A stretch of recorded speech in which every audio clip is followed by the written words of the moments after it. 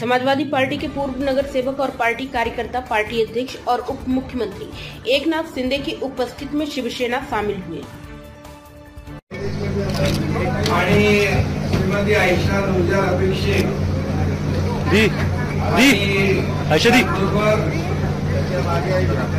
जावेद शेख, इम्रान शेख, सलीम आलमेलकर हे सर्व दोन नगरसेवक आणि इतर सर्व पदाधिकारी यांनी आज शिवसेनेमध्ये प्रवेश केलाय। मी त्यांचं मनापासून स्वागत करतो, मनापासून त्यांना शुभेच्छा देतो। गेले अनेक वर्ष मुंबईमध्ये 97 पासून काम करतायत, नगरसेविका आणि कोळी समाजाचंही काम करतायत आणि त्या भूमिपुत्र आहेत। आणि त्याचबरोबर दुसरे आपल्या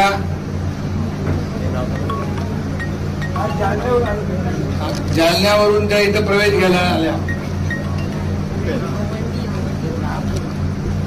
गोवंडीच्या आहेत, जालन्याला गावाला गेले होते, आपण प्रवेश घ्यायला इकडे आल्या। आयशा नूरजान अपेक्षे 137 क्रमांक वॉर्ड मधून त्यांनी शिवसेनेमध्ये प्रवेश केलाय, त्यांचंही मी मनापासून स्वागत करतो, त्यांनाही शुभेच्छा देतो।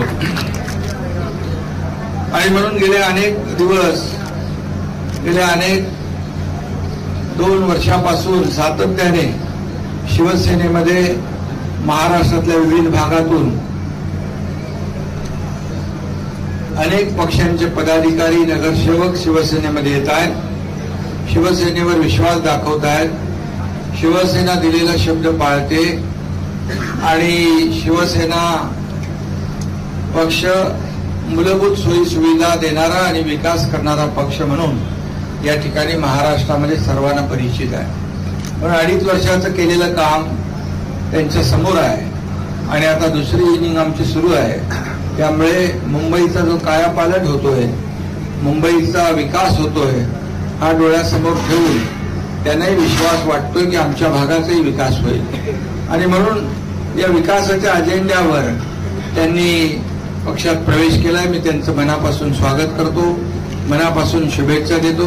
तुमच्या भागातली सगळी कामं जी आहेत ती सर्व कामं आपण एक एक टप्प्याटप्प्याने सर्व कामं पूर्ण करू, तुमच्या भागातल्या लोकांना मूलभूत सोयी सुविधा देण्याचं काम करू, कोणीही विकासापासून वंचित राहणार नाही हा शब्द मी आपल्याला देतो।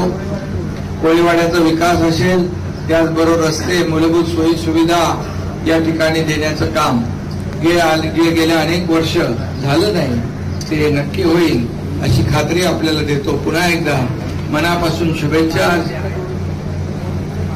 मालवणीचा एक रस्ता आहे, तो देखील आपण जे कॉन्क्रीटचे रस्ते घेतले त्याच्यामध्ये आपण तो घेऊ आणि तोही आपण करू। मी पुन्हा एकदा मनापासून शुभेच्छा देतो आणि आरोग्य शिबिराला देखील मनापासून शुभेच्छा। शरद कंचे यांनी आयोजित केलंय शिबिर, त्याचा हजारो लोक लाभ घेतील।